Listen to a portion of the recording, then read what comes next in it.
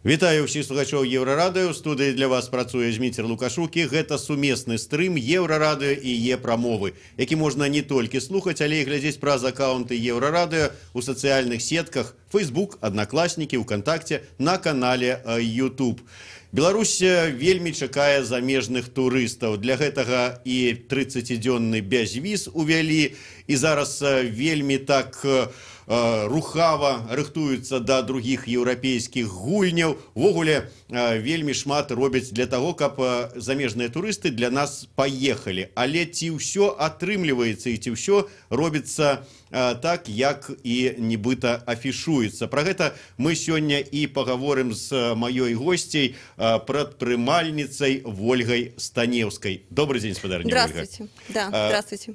Ольга, ну, вы той чалавек, які сустракае замежных турыстаў у нас у Беларусі, у Мінску, да. І ад каго залежыць, як яны тут будуць жыць, ці добра ім будзе, якія ўражанні ад гэтага ў людзей застануцца. Да. Ну і як? Ці лёгка атрымліваецца? Вот прыязджае да вас замежнік, ну і ён здаецца, вот, ну я прыехаў, да. Вот я прыязджаю за мяжу ў Бруссель, да. Да прыкладу. Да. Ніякіх праблем, засяліўся і пайшоў глядзець. А да. Вот якія праблемы?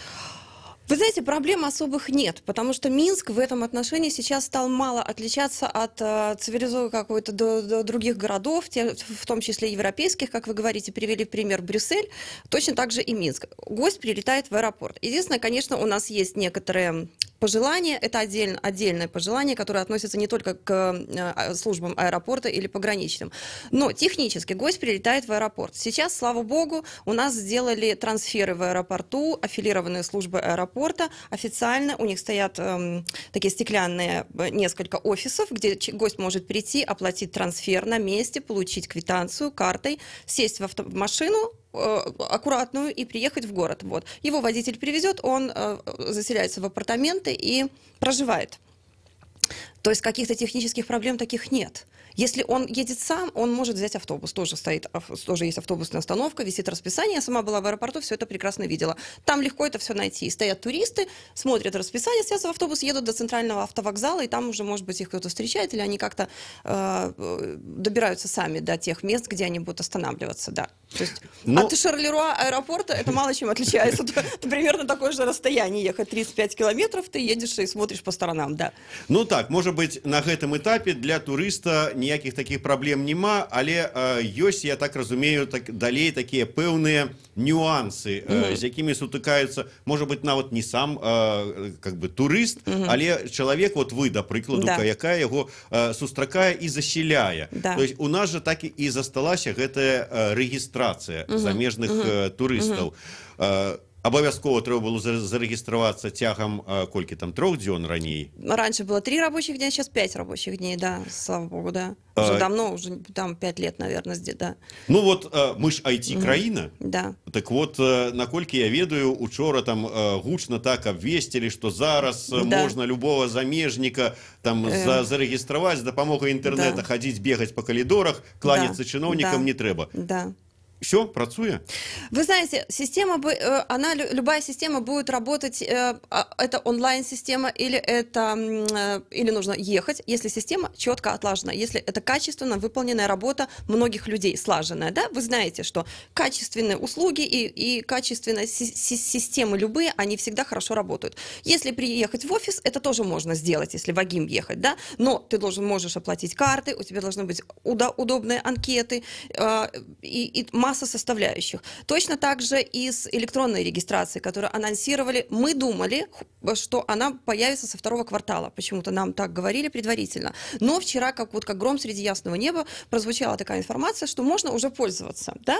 И вчера мы пробовали ей пользоваться весь день. Система не работала. Мы, конечно, этому не удивились, потому что редко бывает, когда что-то сразу начинает работать почему-то, особенно в виде электронных услуг. К вечеру у нас получилось сделать несколько регистраций у меня и у моих коллег. Вот.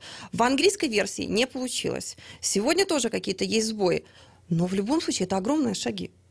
Это огромные шаги. И это действительно сделано все для упрощения пребывания иностранного гостя. Как это сделано, это вопрос другой. И это не зависит от законов. естественно. То есть закон принят правильный. Все, да. Ну, закон-то прийняти правильно, але ж нас не цікавить закон, вот мяне просто Да, як карыстальніка, я понимаю, мяне цікавить тое, што я прыйшоў, вот, можна по электроннаму, давайте по электроннаму, опа, она не працуе, там, ці працуе са збоямі. І вот як это вот ўсё, наколькі это що, я так разумею, ускладняе вашу, у першую чаргу, працу, ну і ваших коллег. Да. Вы знаете, у нас много что усложняет нашу работу. У нас, если перечислять факторы, которые усложняют, вы же сами знаете, вы живете в этой стране и знаете, что зачастую какие-то многие инструкции или многие постановления, они усложняют жизнь, да? Вот, то есть... И я опять настаиваю на том, что усложняет не закон, а усложняет процедура исполнения. Вот. То, что эта система не работает, мы просто не можем понять. Никакой информации нет. Служба технической поддержки вчера не поднимала трубки. Да? Непонятно, написано, есть Севагим. Декларируется, что регистрация бесплатна онлайн. Если ехать в Агим, это платно или не платно? Я спрашиваю у коллег, они говорят платно. Почему? Иностранец должен платить, или ему по радио сказали, он меня спрашивает об этом. Я ему не знаю, как ответить. Вот. Ну вот да, вот, до речі, ситуація. Да. Вот, наприклад, возьмем учорашній день. Вот я приезжаю, я как бы там почитал так само в дороге, и вы мне кажете, у нас тут уже онлайн-регистрация. Я говорю, ну давайте зарегистрируемся. Тык-тык, и ничего не працуе. Вот что робить вот в такой ситуации? Ждать. У меня вчера был гость, которому я говорю, давайте подождем. Сегодня не работает, может быть, завтра заработает, послезавтра. Он говорит, мне нужно уехать там на 3 дня, он уезжает в Гомель. Он говорит, как я тогда, мне нужно будет из Гомеля специально сюда ехать, если она не заработает. Я говорю, давайте тогда завтра поедем в офис Агима вдвоем. Мы в таком случае, я приезжаю за гостем на автомобиле, и мы с гостем вдвоем едем в Агим. Я заполняю анкеты, все делаю сама, он просто присутствует, его сверяют с паспортом. Вот, он нужен для этого. Такая процедура, потому что человек сам не сделает регистрацию, как он, в принципе, не сделает и электронную регистрацию сам, тоже иностранец. То есть там составлена анкета таким образом, что иностранец сам не сможет это сделать. Конечно, да. У меня вопрос. То есть, английская версия, как ему там зразуметь усё, она не працуе? Она работает. Но в английской версии, например, есть графа «заполнить имя и фамилию кириллицей». Зачем? Я не могу понять этой функции. Зачем нашему МВД кириллицей обязательно иметь данные иностранного гражданина? Он пишет латиницей, как у него в паспорте, кириллица для чего? Ну, может быть, супрацоўнікі нашего там департаменту по грамадзянству и миграции прочитать латинкой не могут, что? Они не могут прочитать иногда латинкой, потому что вот как еще один пример регистрации, которая происходит в Агимах. Да? Человек приезжает со страховым полисом. Раньше принимались только белорусские страховые полисы. Когда человек открывает визу, например, в Республику Беларусь, он приносит любой полис, действующий, страховой, действующий на территории Европы и Беларуси, в посольство, для того, чтобы ему открыли визу. У него в посольстве принимают эти документы, открывают ему визу. Когда он идет на регистрацию, ему нужно принести тоже страховку. Он приходит с этой страховки, они говорят, она не работает. Нет, мы ее не будем принимать, нам нужен полис Белгостраха. Второй, он идет покупать дополнительный полис. Потом они начали говорить, оно работает. Они начали принимать иностранные полисы. Потом они начали принимать иностранные полисы, но говорят, нам нужен перевод нотариальный. Мы на английском языке не хотим их принимать. Некоторые начали переводить нотариально, некоторые ходят в Белгострах, покупают на русском языке полисы и приносят их в Агим. А потом они начали говорить, вот недавно я была, там, недели 2, наверное, назад, они говорят, нам нужна копия полиса, чтобы вы оставляли у нас в офисе в Агиме. Обязательно, 2-й экземпляр. Понимаете? И в законе этого нет. Нет такого. И ни в каких постановлениях такого нет. А вот что в голове в Агим, и у них везде разные правила. В каждом Агиме свое правило.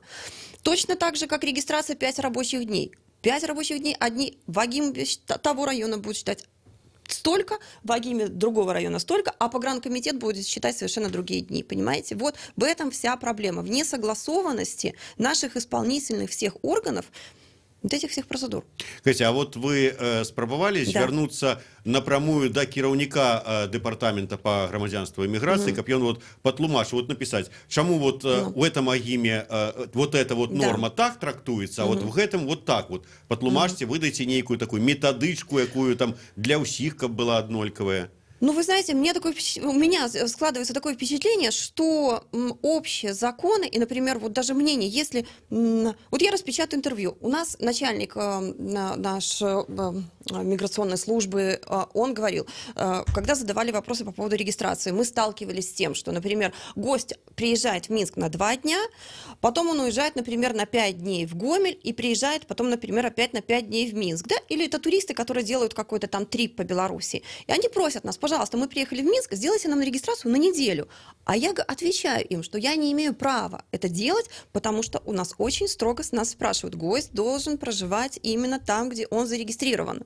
И у нас были рейды миграционной службы. Я регистрирую гостя, приходит в квартиру, звонят и спрашивают: ты такой здесь живешь, покажи регистрацию. Понимаете, начальник выступает и говорит: нет, можно делать такую регистрацию, можно ему, вы сделаете ему на 7 дней регистрацию, и пусть он катается. Но я, как владелец этой квартиры, я несу за него ответственность в этом качестве.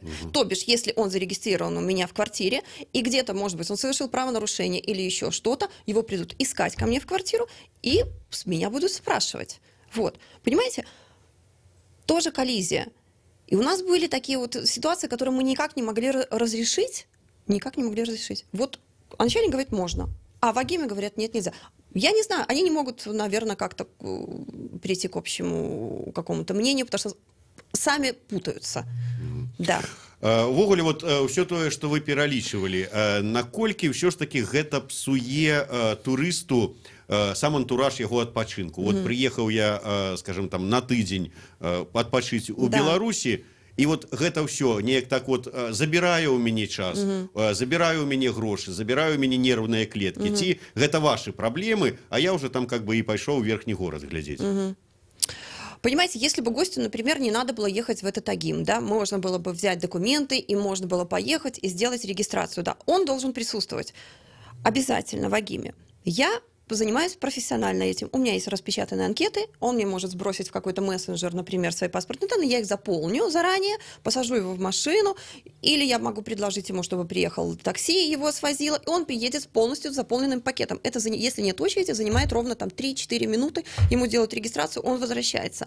Если иностранец приезжает к какому-то просто человеку в гости, к девушке там или какой-то семье, и они, люди, в этом ничего не понимают, они идут в Агим, они могут там столкнуться с серьезными проблемами, потому что им нужно оплатить, им нужно найти банк, Беларусь только, коммерческие не принимают оплаты, оплатить, заполнить анкету, там уже не с первого раза можно разобраться, найти, в какой кабинет идти, где это находится, как туда доехать, то есть это может занять полдня. Плюс часы работы нужно знать, конечно, у них там есть короткие дни, есть обеды и все остальное, да. То есть атрымліваецца такая ситуация, ну, калі, скажем, едзе турыст, які адразу там, ну, браніруе сабе номер у гатэлі, ці браніруе у вас апартаменты, дзе вот ёсць адмысловыя люди, якія займаюцца этими все пытаннями, это одно. А калі я просто хочу поехать, ну, я кажу, дикаром, да. Поглядзець краіну, там перапісваўся, знайшоў праз Facebook якіх-небудзь там беларусаў, пазнаёміўся з імі, сказаў: прытуліце ў мяне ў сябе. Да, без пытанняў, у нас тут ёсць раскладушка, пожывёш у нас. И тут-то начинается, да, вот отрымливается, что я не могу просто так приехать. Вот я могу так приехать у Польшу и жить у сяброў там тыдзень, а у Беларуси я так не могу, поляк, приехать до мяне. И вот что с гэтым рабіць? Вот наколькі это все ж таки уплывае на наш туристичный имидж? Ну, а что с этим делать? Что с этим? Ну, такой закон. Такой закон в стране. В разных странах существуют определенные законы. И всегда туристы, я когда езжу, и я советую другим людям то же самое. Если вы едете в какую-то страну, вы должны открыть и почитать законы этой страны. В нашей стране требуется регистрация в течение 5 рабочих дней для гостя. Слава богу, сейчас это можно сделать электронно. Там он может попросить своего какого-то русскоязычного друга или подругу, или кого-то, чтобы это могли сделать за него, и это будет работать. Второй вопрос сейчас, нужно ли ему распечатывать, например, эту регистрацию, или достаточно будет электронной версии, тоже вопрос. Вот мы будем сейчас, наверное, в течение нескольких дней узнавать тоже этот нюанс. Потому что у него есть регистрация с номером длинным, идентификационным. Этого будет достаточно, чтобы показать по границе. Или нужно все-таки делать это на бумаге. У меня гость тоже мои спрашивают, которые не первый раз уже приезжают, они боятся, потому что они знают, что у нас бумажка, это очень важно. Да. Ну вот и пытанне першае да спадара бегуна. спадар начальник департамента по грамадзянству і міграцыі, адкажыце Да. вот Вользе і тым яе калегам, якія займаюцца гэтым. Што ж вот рабіць у такой сітуацыі? А якія у вас яшчэ ёсць вот пытанні да нашага департамента по грамадзянстве? Вы знаете, ну, здесь регистрация – это не самый не самый негативный момент, с которым может столкнуться турист, приезжающий в нашу страну. Потому что это техническая часть, это все равно можно сделать. И если отель это делает автоматически, вы знаете, у них есть система, они это делают. Это вообще проблема отпадает, да. Сейчас сделали, если они приезжают в апартаменты, например, из отеля переезжают к нам, сейчас начало работать правило, 5 дней дают на перерегистрацию. Раньше оно не работало. То есть человек живет в отеле, приезжает в апартаменты, в этот день надо его регистрировать. Все. Хотя в инструкции было написано 5 рабочих дней, они не исполняли это. Они говорят, мы не знаем, это не работает. Сейчас это начало работать, потому что из разных городов человек может приехать сюда. Вот. Но это не самое главное, потому что это техническая часть, и мы это делаем всегда. Вот. И по всем правилам мы, принимающая сторона, обязаны это делать, потому что мы несем за этих людей ответственность. Вот. И это наша обязанность. Если гость попадает под штраф за несвоевременную регистрацию, штраф, вы знаете, двусторонний. Штрафуется гость и штрафуется человек, который его принимает в своих апартаментах. Это 2 административных протокола. Вот. Ну вот пераходзім до самой цікавай часткі. Да. Вы сказали, что не самое галоўнае пытанне, Да. а якое ж вот самое галоўнае пытанне? Вы знаете, все сейчас у нас движется к тому, чтобы гость чувствовал себя комфортно в нашей стране. У нас появляется очень много отелей, везде их строят, и анонсируется новое строительство. И хорошо, очень много открылось всяких заведений, баров и кафе, открывают это стартапы какие-то. Жизнь становится более интересной в Минске, да? Первое, это всегда для туриста, это что смотреть в стране. Что мы можем ему показать? Мирские, Несвежские замки. Это очень хорошо. Люди приезжают на автомобиле. У меня сейчас, вот приехали вчера гости, они приехали в 3 часа дня, и они говорят, мы сегодня даже хотим поехать в Мир. Вот. С ребенком сегодня посмотреть. Если гость приезжает без автомобиля, это уже проблема посмотреть, туда доехать, потому что какой-то ходят туда кривые какие-то автобусы, там тяжело туда ехать. Не продумано это. Кроме Мирского, Несвежского замка, что у нас есть? Наследие Великой Отечественной войны, это в основном у нас российские туристы приезжают, они едят линия Сталина, Хатынь, музей Великой Отечественной войны, они показывают детям, потому что это популярная тема для граждан России. Европейцу нужно что-то красивое, интересное, увлекательное. Вот. Нам нужно всем придумать, чем мы должны удивить иностранного туриста. Что мы должны ему показать. Вот. Это первая основная задача. Вторая основная задача – это доброжелательность среды. Всегда ты приезжаешь, когда в какую-то страну, ты всегда... Для тебя важны в путешествии твои ощущения, правильно? Эмоции твои. Если ты будешь сталкиваться постоянно с какими-то негативными эмоциями или тебе будет что-то не нравиться, туристов очень легко спугнуть. Вот. Ты больше туда не вернешься. Мало того, что ты не вернешься, ты скажешь всем своим друзьям и знакомым, нечего там делать, вообще нечего туда ездить больше вообще в это место, правильно? Вот вы зараз говорите про якую ситуацию, скажем, ну вот у вас же апартаменты у звычайным доме, да. И человек там идет по лестнице в свои апартаменты, да. И тут выходит бабушка там смецце выкидать, глядит на их волком, кажа, понаехала изноўку. Тьфу на вас. Ці вы кажаце про тое, што вот яны гуляюць па вуліцы, і вот усе беларусы там, якія ім сустракаюцца, яны там как бы не вітаюцца, не усміхаюцца там, ці калі там да іх звяртаюцца, пакажыце нам, дзе там тое, то яны адварачваюцца і там уцікаюць хмура. Вот про якую ситуацию вы зараз скажете? Я говорю про ситуацию. Все-таки у нас есть больше всего проблема, это с людьми среднего и старшего возраста. Люди молодые и студенты, они абсолютно, в большинстве своем, они открытые. И все иностранцы, которые сюда приезжают уже не один раз, они прекрасно понимают, что у нас очень доброжелательная в этом отношении среда среди молодежи. Они могут идти, они иногда даже не включают роуминг в своих телефонах, они могут остановить кого-то на улице и попросить свяжитесь с моим хостом, им позвонят по телефону и приведут его, этого человека, под зонтиком, будут стоять возле подъезда с зонтиком и ждать и с ним разговаривать, понимаете? То есть это все неплохо.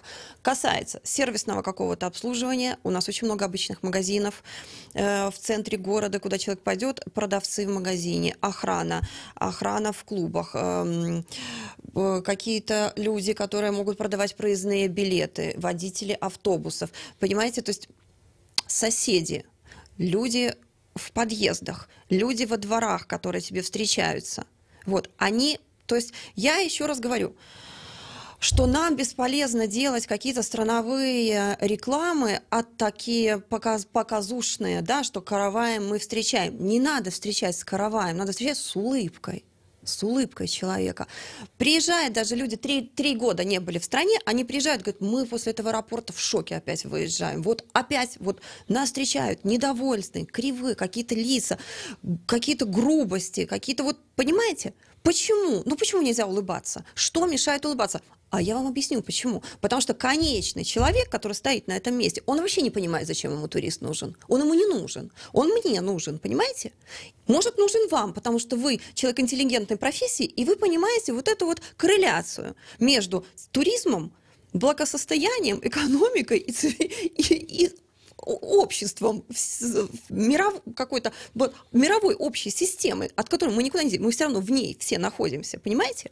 А просто люди, большинство, они не понимают вообще, зачем нужны туристы. Так поэтому каждый человек у нас вечером сидит перед телевизором, и по телевизору должны это говорить обычным людям, понимаете, объяснять им. Потому что функция просветительская, воспитательная, функция государства в этом тоже заключается. Вернее, также есть такая функция. Объяснять людям, для чего нужен туризм. Понимаете? То есть вкладывать им в голову какие-то элементарные вещи. Ну, я ні ў якім разе не хочу вот неяк там абвергнуць ваши словы, безумоўна, гэта ўсё трэба рабіць. Потому что, ну, і самім нам будзе больш прыемна, калі ты вяртаешься аднекуль за мяжы, і твае суайчыннікі там на мяжы тебе сустракаюць усмешкамі. Тым не менш, вот мы, беларусы, выезжаем, а что, не с таким же мы сутыкаемся на літоўскай мяжы, на польской мяжы с таким ставленнем, калі хмурые памежники и мытники ходят, литовские, там, польские, там, украинские, там, те еще что-нибудь, и это самое, глядят на тебя и думают, на черта ты сюда приперся. Розное ставленне, вот, скажем, там, в аэропорту в Израиле, Тель-Авива, так само там ходят подозренно на тебе, там, ставятся как до потенциального террориста. Ну, то есть проблема не только... Я была в Израиле, я не увидела какого-то негативного к себе отношения. Там, знаете, некоторых людей очень обижает. Я приехал в Израиль, у меня перевернули весь чемодан. Меня это вообще не обидело, потому что страна находится в постоянном состоянии войны. И это просто, это элементарные какие-то... Это безопасность страны, ну, то, что они делают. Это вообще не к этому. Покинем Израиль. Да, я к тому, что и в этом сенсе мы, Беларусь, не особливо чем отрозниваемся от краин наших суседей, хотя бы так, что та же самая проблема есть, вот как бы, як нас сустракают люди при владе, при погонах. И тут есть эта проблема, и там есть эта проблема. Ну, я не сталкивалась с этим в аэропортах Европы. Вы знаете, вот мы недавно прилетели, буквально 2 недели назад, мы прилетели из Венеции. Я бы не сказала, что я много путешествовала, была практически во всех странах Европы. Нет, я не вижу никакого негатива по отношению к себе. Литовцы на границе, да, конечно, они могут быть без настроения. Без настроения они просто могут вообще не проявлять к тебе вообще никаких эмоций, да, и тебя это тоже как-то тебе может не нравиться, понимаете? Да. Ну, давайте не думать, в принципе, про литовцев и всех остальных, а думать про себе. Як зрабіць лепей у себе. Тым не менш, вот вы сказали, привели приклад, вот поехать человеку там некуда, там, миру, не свіж, там, еще куды-нибудь там, в принципе, поездить можно куды, але канчатковы пункт прызначэння гэта не ўсё, а по дарозе. Вот ці ёсць, вот як вы, паездзіўшы, можа, таксама по Беларусі, паглядзеўшы, куды можна накіраваць гасцей, як у нас там с прыдарожным сервисом, вот ці можна человеку приехать и нормально, комфортно вандраваць по нашей краине? Ну, конечно, нет, вы же это прекрасно знаете. Мы в этом году ездили, вот сейчас летом мы с мужем ездили в Полоцк, в Софийский собор. Я что хочу сказать по поводу Полоцка и именно Софийского собора. Туда не то чтобы привлекать туристов нельзя, туда пускать их нельзя. Понимаете? Просто нельзя вообще пускать туда туристов. Я просто призываю всех людей, кто поедет в Софийский собор, вы зайдите в туалет, который находится возле Софийского собора. Вот туда не зайти невозможно. Это отдельно стоящий домик такой, помните, как раньше в парках каких-то стояли? Это особый туристический объект. Это особый туристический объект, где огромное количество туристов, и оно декларируется, как огромное количество туристов, которые туда приезжает. Туда в туалет не зайти, он с дырками находится, как и раковина, а сверху висит шланг какой-то резиновый и с холодной водой. У меня фотографии есть в Фейсбуке, я делала фотографии. Придорожный сервис, мы приехали. Мы ехали по дороге, мы не поели, мы граждане своей страны, даже мы не будем говорить про иностранцев, чтобы там был какой-то красивый ресторан, да, мы не смогли поесть в какой-то деревянной какой-то забегаловке на дороге, потому что там сесть невозможно от антисанитарии и грязи. У них банки консервные стояли на столах вместо пепельниц. Вы можете себе представить? И объясните мне, пожалуйста, почему? Вот почему. Почему надо ставить консервную банку? Ее ж никто не заставляет, этого человека. Пепельница стоит $1. Если постараться, можно найти, наверное, за 50 центов. Пойти, найти какую-то пепельницу, поставить. Почему они ставят консервные банки? Ну? Почему у них нет ни какой-то скатерти какой-то? Подмести, просто взять веник и просто подмести, да? Ну, их же как-то контролируют, есть очень много всяких органов, там и санстанции, и пожарные, все, они приходят, какие-то предписания, там у них очень много всяких... Не помогает. Это не помогает. Человек или хочет делать свой бизнес, и он будет делать его с душой, да, или у него вот такой вот бардак. Мы нигде не поели. Вот мы съездили в Полоцк, вернулись обратно, мы взяли с собой бутерброды и выпили кофе с бутербродами в дороге. Атрымліваецца как бы такая выснова, что, конечно, 30-дзённы безвіз гэта добра. А было б яшчэ лепей, каб не толькі праз аэрапорт, а і праз усе астатнія там пункты пропуска. Але не з гэтага трэба было пачынаць, прывлекаць турыстаў. Ну, вы знаете, как вам сказать, мы вообще рады, что случилось так. Вообще никто не мог подумать, что так может быть быстро и форсированно могут приниматься такие законы, и мы рады, что они есть, и мы очень благодарны людям в правительстве, которые всячески помогали в принятии этих законов, потому что мы 5 лет назад вообще не могли подумать, или даже 3 года назад, что кто-то к нам может приезжать без визы. Каждый турист, который хотел сюда приехать, мы отсылали, я, как владелец апартаментов, которая принимала их на законных основаниях, я отправляла на фирменном бланке Confirmation of Reservation этому гостю. Гость его получал с печатью, сканировал, у меня дома есть принтер со сканером, сканировал, отправляла на электронную почту. Он там распечатывал, шел в посольство, чтобы получить частную, да, эту туристическую визу или частную. Некоторые посольства не хотели открывать, они требовали документы на квартиру, мои свидетельства ИП. У нас всех перещеголяло посольство наше белорусское в Великобритании, оно требовало даже техпаспорт на квартиру и план зачем-то на квартиру. То есть они вообще просто не хотели открывать визы. И это такая была проблема. У меня были папки в компьютере вот с этими вот бланками, которые я оформляла и отправляла гостям. Потом они писали, мы получили визу, слава богу. То, что сейчас нет визы, это прекрасно. То, что нужно делать их через дороги, конечно, это надо делать. Я думаю, что это сделают. Обязательно. Да. Ну, то есть атрымліваецца, что в принципе імкненне добрае. Что вот и это безвиз, и вот это там электронная регистрация и все такое. Да. Но вот по великому рахунку краіна, вот мы хочем такого турыстычнага ажыятажу, але самі да яго не асабліва-то і гатовыя. Я маю на увазі не нас з вами, а краіну. Что именно? Ну, то, что вот, ну хорошо, приехали люди, да. вот, им там даже пускай легко зарегистрировались, без пытания, и платить за это не треба. А далей что? И то есть вот нема ніяких паслуг, вот куды им пайсці, нема ці ёсць все ж таки до кого звярнуцца, вот вы можете параіць, а вот тут вот ёсць такая вот турагентство, там, да прыкладу, якое спецыялізуецца на Беларусі, оно вам можа прапанаваць цікавыя туры. Ці вот кожны павінен думаць сам сабе, там, гугліць нейкія там маршруты. Ну, послушайте, мы тоже приезжаем в Европу, нас там не ждут. Ой, вы приехали, туристы из Беларуси, пожалуйста, вот вам список агентств, куда вы можете обратиться. Нет, конечно, это нормальный человек. Когда едет, он заранее смотрит в поисковых системах, что ему посмотреть в этом городе, открывает Википедию, там какие-то другие сайты и смотрит достопримечательности и что можно увидеть. Вот у нас, кстати, сейчас очень много появилось информационных щитов вот в центре города, потом в верхнем городе появились и туристические палатки, куда человек может обратиться. На вокзале есть турагентство, прекрасный Дор-тур, мы туда отправляем часто наших гостей, они могут покупать там короткие туры, очень удобные, там очень быстро формируются группы. Вот. Ходит Биг-бас от Кирова, вот, от вокзала, они могут поехать сделать экскурсию, Минск-Сити-тур. Вот. То есть нет, с этим проблем нет никаких. Вот. Большинство ведь людей сейчас, знаете, как индивидуальные туристы, они сами себе ищут какие-то разнообразие какое-то, да, они могут ходить по городу, глазеть и что-то здесь смотреть, свои достопримечательности, которые они хотят увидеть самостоятельно. Тым не менш как бы не зусім можа быть спраўдзіліся чаканні усіх наших там чыноўнікаў, что вот мы зараз увядзём безвіз і тут вот мільёны турыстаў ламануцца ў Беларусь, как бы вот таму што нарэшце ёсць такая магчымасць. Як вы думаеце, чаму вот што б трэба было зрабіць, каб ўсё ж таки вот гэтыя планы, чтоб ехалі до нас? Вот я так чытаў такую інфармацыю, что здаецца, за увесь мінулы год ці за пазамінулы год ва ўсю Беларусь прыехала менш турыстаў, чым адзін украінскі Львоў. Вот што зрабіць, каб ўсё ж таки змянілася сітуацыя? Вот могли б вы такі бізнес-план скласці до нашего там хотя бы там міністэрства по турызму там ці там для Кабміна?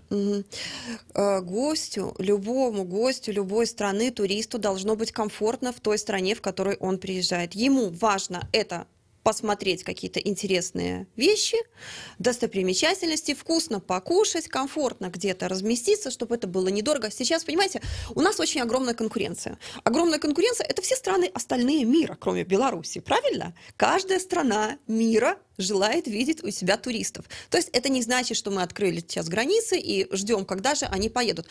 Туристы, кстати, они едут. Не в том объеме, может быть, как хотелось бы, но тенденции есть к тому, чтобы ехали. И вот еще раз повторю, что специальные какие-то реклама, как нашей страны, едьте, и вы здесь, вы не пожалеете, может быть, не всегда работает. Существует сейчас у нас все-таки информационное общество, и существуют профессиональные travel-блогеры, может быть, которая приедет, у него миллионная аудитория, он приедет, он скажет, здесь отлично и классно.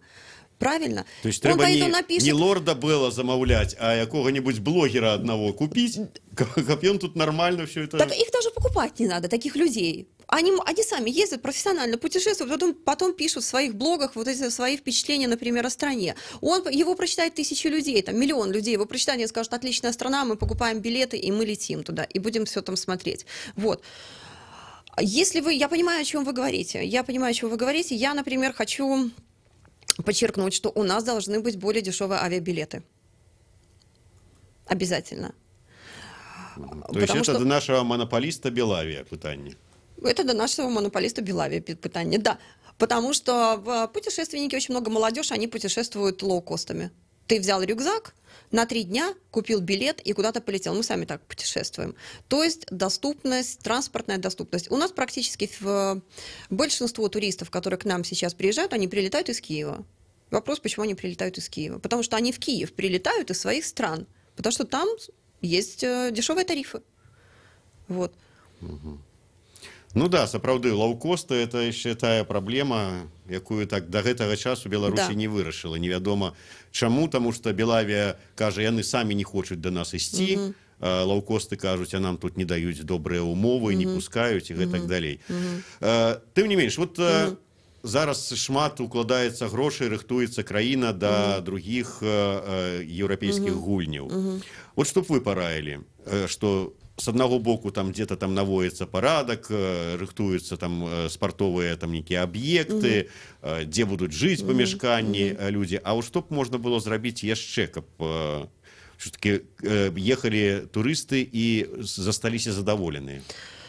Моя любимая тема – доброжелательность среды. Это моя любимая тема. То есть объяснять, снимать передачи, ролики, может быть, подходить на улице, делать какие-то блиц-опросы туристов в каких-то местах туристических, показывать их по телевизору, показывать вот этих живых людей, например, будет идти Франк и Изабелла, и к ним подойти и спросить, откуда вы, нравится ли вам Минск, и показывать это по телевизору тем людям, которые, например, являются нашими соседями. Вот у меня сосед, у нас есть очень большая, например, проблема. Вот у меня есть квартира, которую я сдаю в башне на Кирова-1. У нас очень-очень грязный подъезд. Страшно был грязный. Мы взяли...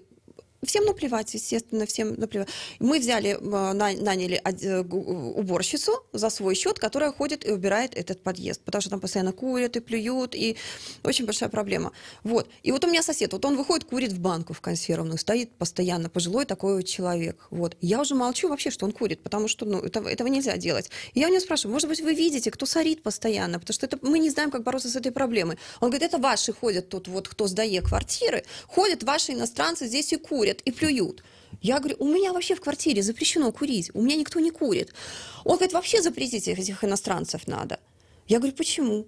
Они нас тут всех позрывают. Понимаете? И поэтому у меня вопрос, соответственно, к государству, к нашему, как генеральному менеджеру, что вы вложили в голову этого человека, который, посмотрев телевизор, сказал, что иностранцы будут взрывать нашу страну, приезжают, чтобы здесь кого-то взрывать. Так объясните ему, что иностранцы сюда приезжают не взрывать, а покупать сувениры, ходить в рестораны, покупать белорусскую продукты, творог белорусский покупать и готовить дома на плите, и эти деньги идут в бюджет, от которого, может быть, вы будете получать пенсию, или вам сделать, может быть, ремонт наконец-то в подъезде, или поменять стеклопакет в квартире.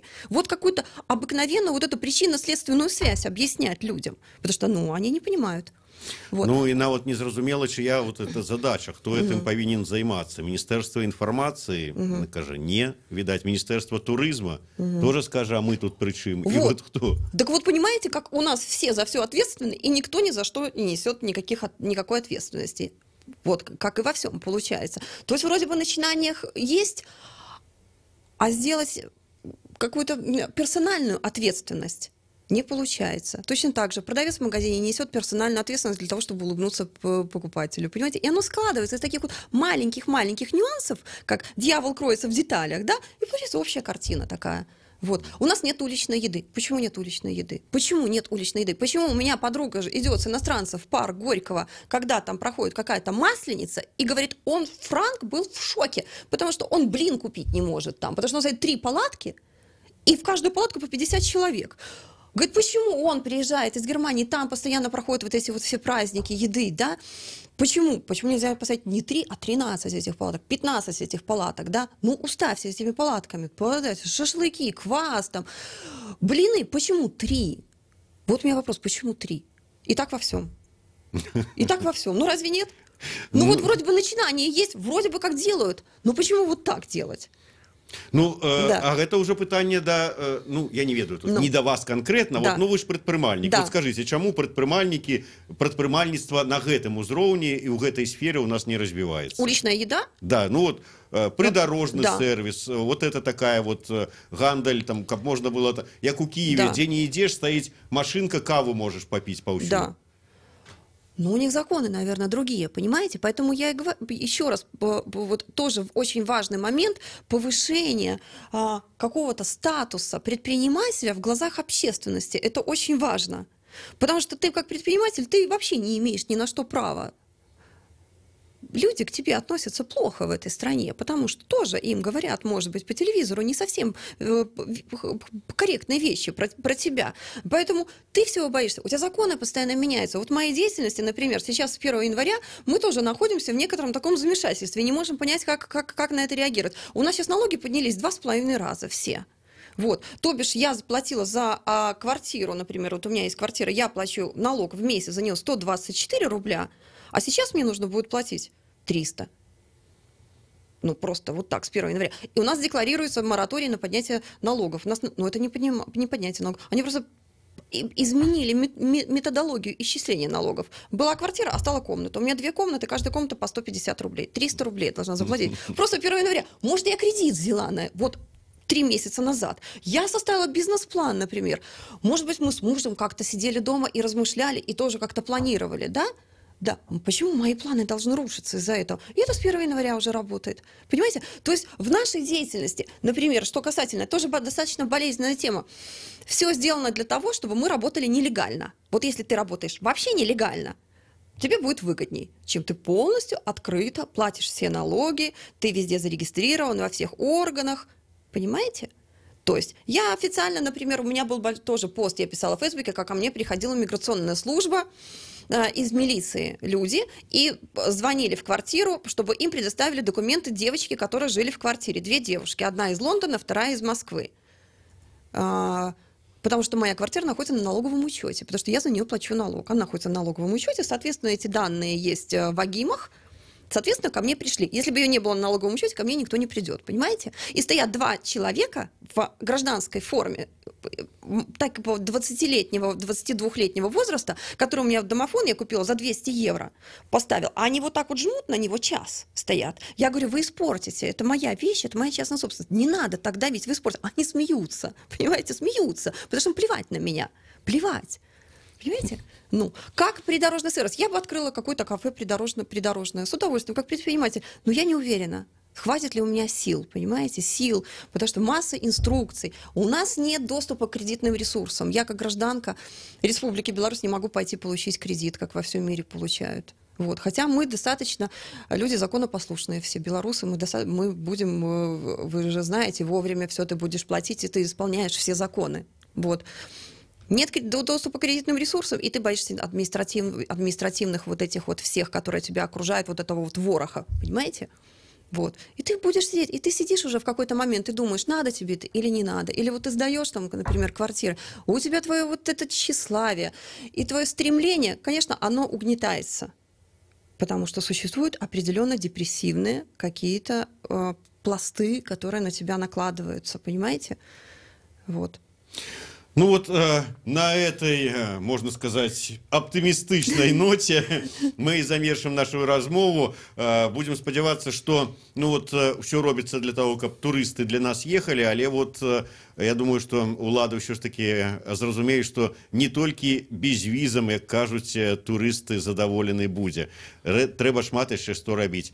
Ольга Станевская, сумесны эфір Еўрарадыё і Е-прамовы. Зміцер Лукашук працаваў для вас у студыі. Слухайце Еўрарадыё і перадавайце сваім замежным сябрам, што ехаць сюды можна для Украіну.